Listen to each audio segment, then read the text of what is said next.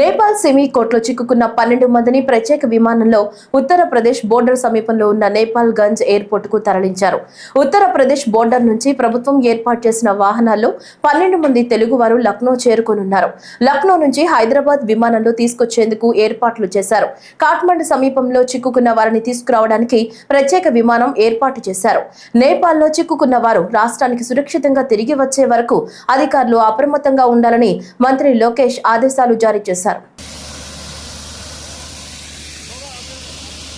గౌరవనీయులు ఆంధ్రప్రదేశ్ ముఖ్యమంత్రి నారా చంద్రబాబు నాయుడు గారికి, అదేవిధంగా నారా లోకేష్ గారికి, ఎంపీ సానా సతీష్ గారికి, మిగతా అధికారులకి నా హృదయపూర్వక మా 12 మంది గ్రూప్ తరఫున హృదయపూర్వక ధన్యవాదాలు. Okay, we are being evacuated today from the Simikot and we will reach Lucknow to Hyderabad and Hyderabad to Vijayawada. Thank you for all your kind